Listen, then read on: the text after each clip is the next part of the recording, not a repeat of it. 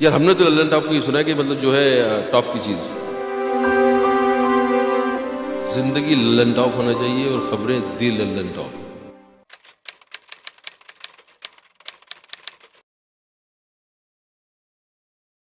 नमस्कार, मेरा नाम है सौरभ द्विवेदी। ये है दी LallanTop.com का न्यूज़ रूम। जिंदगी में ऐसे मौके बहुत कम आते हैं कि आपने तमाम जिंदगी जिन लोगों को देखा है, जिनके डायलॉग्स को रटा है, हॉस्टल के नीचे, कैंटीन में, ऑफिस में, वो लोग, वो आदमी आपके सामने आ जाए और आपके पास वाकई, जबकि आपका पेशा है सवाल पूछना, आपको सूझे नहीं कि पूछें क्या। आज हमारे साथ एक बहुत ही लल्लन टॉप आदमी है जिनकी वजह से अभी बहुत सारे लोगों को मिचकरियन खांसी आने लगी है, बहुत सारे लोगों का हाजमा गड़बड़ हो गया है, क्योंकि इरफान ने वो बात कह दी है जिस पर हम लोग यकीन करते हैं। इरफान ने लोगों की आंखों में आंखें डालकर एक कथित पॉलिटिकल बयान दिया। इरफान ने ये कह दिया कि आप लोग कुर्बानी के नाम पर बाजार से कुछ पैसे खर्च करके एक बकरा खरीद लाते हैं, उसको मार देते हैं, इससे कौन सा अल्लाह खुश होगा, कितना खुश होगा। ज़रूरत इस बात की है कि इस देश में हिंदुस्तानियों को, चाहे वो हिंदू हों या मुसलमान, जो दिक्कतें आ रही हैं उन पर बहस की जाए, उन पर खुलकर बात की जाए, और जो हम लोग अपने अपने दड़बों में कैद हो गए हैं उससे बाहर निकला जाए। इरफान हमारे साथ हैं और इरफान से पहला सवाल हम अपने पहले इश्क के बारे में पूछेंगे। एक बहुत ही शानदार फिल्म, तिग्मांशु धूलिया की डेब्यू फिल्म हासिल, जिसके हमें डायलॉग याद हैं। इरफान, सबसे पहले तो आप हमें हासिल का पूरा प्रोसेस बताएं। आप भी नए थे उस टाइम, सिनेमा के लिए सीरियल कर रहे थे, थिएटर करके गए थे, कैसे रोल आपको नरेट किया गया, कितना इम्प्रोवाइजेशन हुआ? आप जयपुर से हैं, वो पूरा इलाहाबादी बकैती है, वो पूरा प्रोसेस। पहली बात तो ये कि जब मैंने तिग्मांशु लिख रहा था स्क्रिप्ट, वो सुनाता रहता था मुझे, तो मेरा मन था कि मैं करूं लेकिन उस वक्त मैं टेलीविजन कर रहा था। तो अब दोस्त से आप ये भी नहीं बोल सकते कि यार आप मुझे कास्ट कर ले, तो फिर दोस्ती मतलब इस्तेमाल होने लगती है। लेकिन एक पॉइंट पे वो जब ढूंढ रहा था तो मैंने कहा कि मैं करूँ क्या, तो उसने कहा यार तुम सारा टीवी का एक्टर कहाँ करोगे। तो लेकिन फिर धीरे धीरे कैसे हालात बनते हैं और कैसे फिर उसने मुझको बताया, बोला कि तुम करो ये रोल। और मेरे लिए इलाहाबादी बहुत बड़ा चैलेंज था। मैं जब हमने सबसे पहला सीन मुंबई में किया था और फिल्म सिटी में किया था, और मुझे लगा कि यार मेरी लैंग्वेज में वो फ्लेवर है नहीं, मुझे वो उसका मज़ा जो है आ नहीं रहा। तो मैंने उससे रिक्वेस्ट किया था, मैंने कहा यार इलाहाबाद चलते हैं, इलाहाबाद में करेंगे तो मुझे तू 10 दिन पहले ले चलवा। और यही हुआ कि मैं 5-7 दिन पहले गया था और फिर मैं लोगों से मिलना शुरू किया, फिर वो इलाहाबादी रंग थोड़ा समझ में आने लगा। तो फिर उसके बाद जो है मुझे उस लैंग्वेज का जो है सुरूर आने लगा।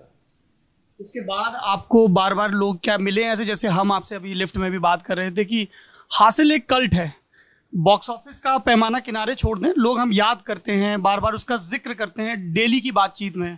मैं बाई बर्थ ब्राह्मण तो कहते हैं पंडित तुमसे वो गोली वोली ना चलेगी, या पिछड़ों का झंडा। इनफैक्ट हम लोग कल ही ये डिस्कस कर रहे थे, गजेंद्र हमारे साथी, कि कैसे उसमें एक बहुत सटल पॉलिटिकल टोन है कि पिछड़ों का झंडा, यूपी में चुनाव आ रहे हैं, पिछड़ों की पॉलिटिक्स। आप लोगों के दिमाग में ये सब चीजें थी जब चल रहा था, या बाद में आपको फीडबैक मिला? हमें ये पता था कि ये है स्टूडेंट पॉलिटिक्स पे फिल्म, लेकिन ये स्टूडेंट पॉलिटिक्स तक ही महदूद नहीं है। ये एक्चुअली पूरे देश को कहीं ना कहीं पॉलिटिक्स को रिप्रेजेंट कर रही है।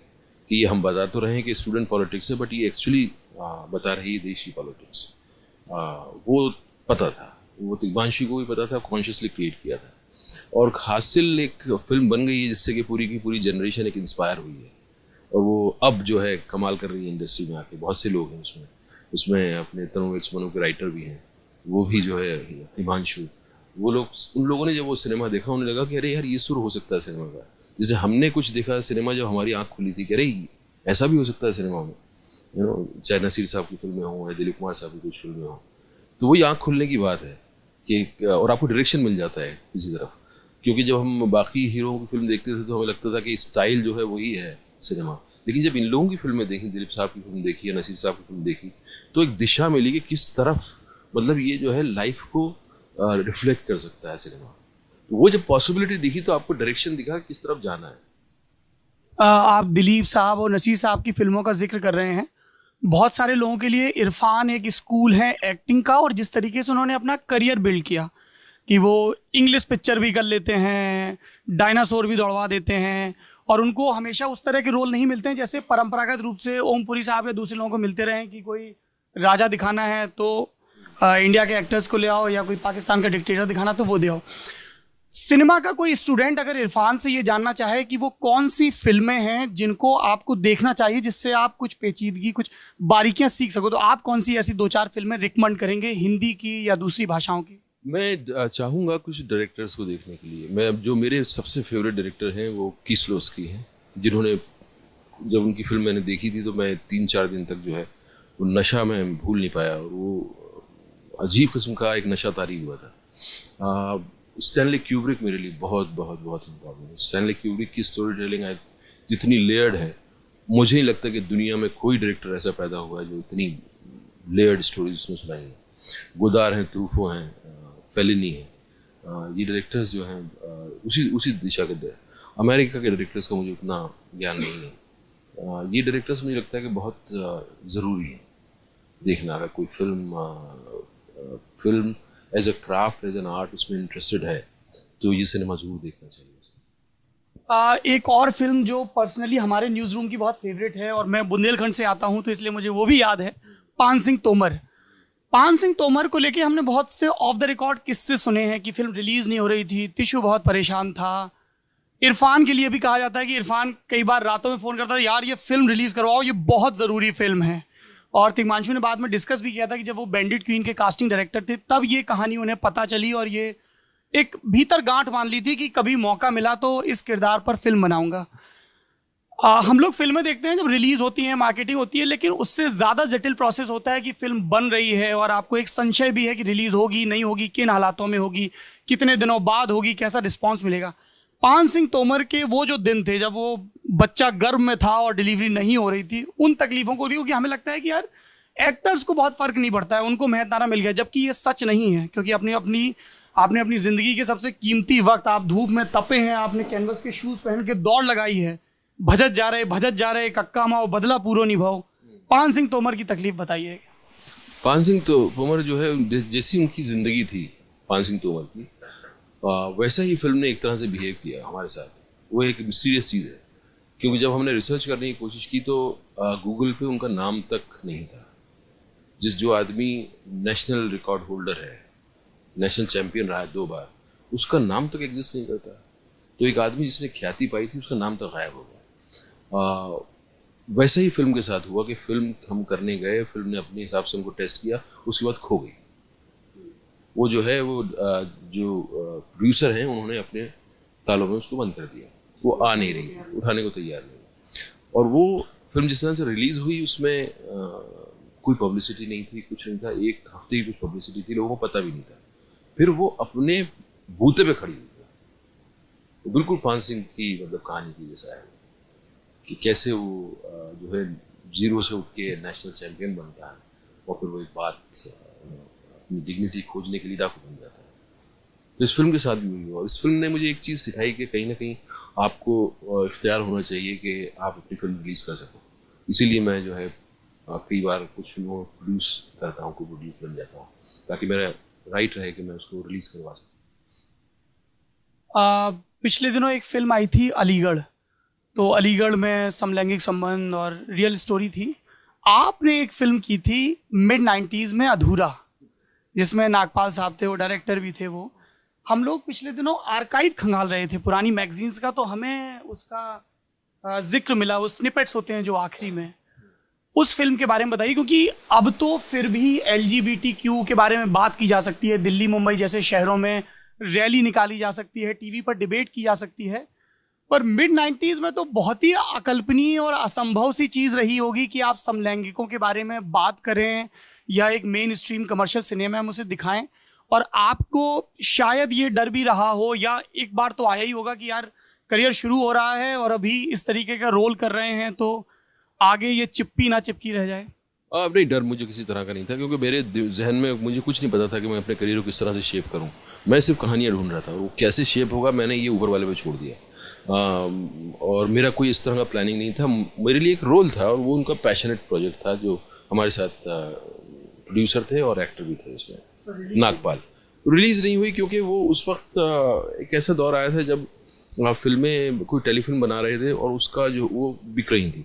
उनको लगा कि ये जो है बहुत पैसों में बिक सकती है और उनको कुछ ऑफर वगैरह मिले, लेकिन उन्होंने वो मौका चूक गए और फिर वो जो है नहीं रिलीज हो पाए। लेकिन मेरे लिए कोई ऐसा उसमें कोई मैं इंटिमिडेट नहीं हुआ, ना मुझे ऐसा लगा कि इस पे नहीं करना चाहिए। मेरे लिए वो रोल था एंड मुझे मज़ा आया उसको करने में, एक्सप्लोर करने में। एक चीज़ जो हमें बार बार बहुत ही यकीन से भी बढ़ती है कि हमें लगता है यार अपने यहाँ का डायरेक्टर है, हिंदी भाषी पट्टी से गया है, जयपुर से एनएसडी, अपने यहाँ का एक्टर है, जयपुर का रहने वाला है, एनएसडी से पढ़ के गया है और इसको हॉलीवुड में बहुत अच्छे रोल ऑफर हो रहे हैं। आपने कहा कि मैं बहुत प्लान करके चीज़ें नहीं कर रहा हूँ। अब मेरे दर्शक ये जानना चाहेंगे और हम लोग भी कि क्या प्रोसेस क्या होता है। We are not familiar with the process कि आपको कोई स्क्रिप्ट पिच करता है या प्रोडक्शन हाउस पिच करता है, आप डिसाइड किस बेस पे करते हैं यार मुझे इस एक्टर के साथ काम करना है, इस डायरेक्टर के साथ काम करना है, शेड्यूल कैसे होता है? और दूसरी चीज़, how do you strike that balance, क्योंकि दोनों ही सिनेमा के व्याकरण में बहुत फर्क है।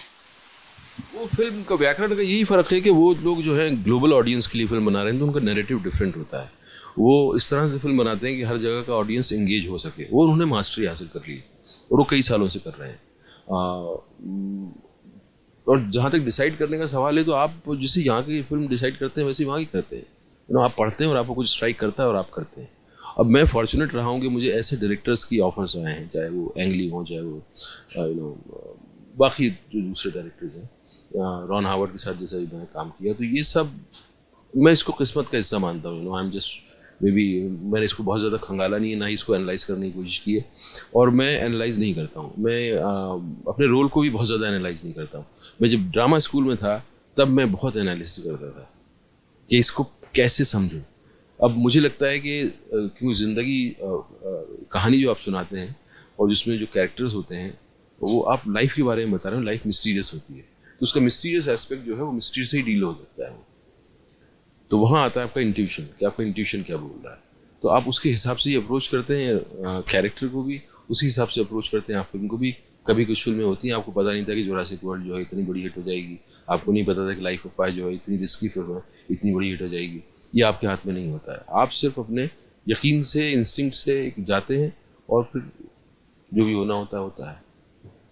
एक आखिरी सवाल, चूंकि आप हमारे जैसे इस देश के करोड़ों नौजवानों के, अगर मैं भी अपने आप को उनमें गिन लूँ तो हमारे लिए आप आइकन हैं और हमें बहुत अच्छा लगा कि हम लोग अक्सर ये तोहमत मढ़ते रहते हैं कि यार ये फिल्म स्टार हैं, ये अच्छी अच्छी मीठी मीठी बातें करते हैं, क्रीम पाउडर, लिपस्टिक और चड्डी बनियान बेचते हैं, लेकिन जो ज़मीन से जुड़े मुद्दे हैं, जो ज़रूरी मुद्दे हैं जिन पर बात की जानी चाहिए, बहस करनी चाहिए, इस पर ये बचते हैं। ना ये डर लगा रहता होगा कि मुंबई के, दिल्ली के कहीं मौलाना, कहीं नेता वो अपने अपने ढंग से फतवे जारी कर देते हैं और पुतले जलने लगते हैं। मैं एक 20-22 साल का इंसान हूँ, हो सकता है मैं हिंदू परिवार में पैदा हुआ, हो सकता है मतलब, मुझे आप क्या कहना चाहेंगे, मैं क्या करूँ ऐसे वक्त में जब आपकी आइडेंटिटी, चाहे आप सवर्ण हो, दलित हो, मुसलमान हो, ईसाई हो, सिख हो, उस पर बार बार आपके वक्त की पॉलिटिक्स जोर दे रही है।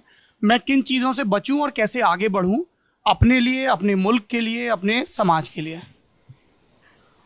मुझे लगता है कि आपकी खुद की जिम्मेदारी अपने लिए बहुत ज़रूरी है। अपनी जिम्मेदारी खुद लेना बहुत ज़रूरी है। आप जब बेसिक चीज़ें दूसरे लोगों पे छोड़ देते हैं कि वो आपको बताएं कि क्या सही क्या गलत है, तो आप इसलिए पैदा नहीं हुए। आप पैदा इसलिए हुए हैं कि आप खुद तलाशें, खुद ढूंढें, खुद समझें अपने एक्सपीरियंस से। आप तभी जिंदा होते हैं। जब आप किसी की सिर्फ सुनी हुई बात पे उसको आदतन अपने ज़िंदगी में ढाल लेते हैं, तो उससे आपका पर्सनल ग्रोथ नहीं होता है। आपको खुद को एक्सपेरिमेंट करना पड़ेगा, आपको खुद को जानना पड़ेगा, चीज़ों को एक्सपेरिमेंट करके। तो आप, और आइकन हो चाहे वो कोई सेलिब्रिटी हो, उसको अंधेपन से नहीं मानना चाहिए। अगर आपको कुछ ही चीज़ों में इंस्पायर कर रहा है कोई आदमी तो ज़रूर मानना चाहिए, लेकिन वो इंस्पायर करने के बाद आपको खुद को उठना पड़ेगा। आप उस पर नहीं छोड़ सकते। जैसे कई बार क्या होता है कि आप वोट दे देते हैं, वोट देने के बाद आपको लगता है अब ये हमारी ज़िंदगी सुधार देंगे, तो आपकी जिम्मेदारी कॉन्स्टेंटली बनी रहती है कि आप एंगेज रहें। आपने किसी को ये तो समझा कि हाँ ये जो है हम वोट देंगे तो ये आ जाएंगे पावर में, लेकिन आपको ये देखना पड़ेगा कि आपको लगातार एंगेज रहना पड़ेगा। आपको सही सवाल पूछने पड़ेंगे। सही सवाल आप तभी पूछेंगे जब आपको सही नॉलेज है। तो ये एक जो प्रवृत्ति होती है कि चलो यार हमने अपना काम कर दिया, अब आप कर दो, अब हम किसी राजा को ढूंढ ले जो हमारी ज़िंदगी ठीक कर दे, या ना कोई किसी लीडर को ढूंढ ले जो हमारा जो है टेकन केयर कर ले। या किसी पीर को ढूंढ लूँ जो मुझे जो है ऊपर वाले तक पहुंचा दे। वो जो डायरेक्ट आपका नॉलेज है आपको खुद को ही उठना पड़ेगा, आपको खुद को ही समझना पड़ेगा, अदरवाइज नहीं हो पाता है। अदरवाइज दूसरी की दी हुई चीज़ से नहीं होता है। आप जिंदा तभी होते हैं जब आप खुद एक्सपेरिमेंट करते हैं, खुद जानते हैं, और and that is what evolution है। ये हैं इरफान, जिन्होंने आंखों में आंखें डाल के पूरे यकीन के साथ ये बात कही कि कोई पीर, कोई मौलवी, कोई नेता तुम्हारी किस्मत नहीं बदलेगा। जैसा कि लोहिया जी कहा करते थे, जिंदा कौमें 5 साल इंतजार नहीं करती हैं।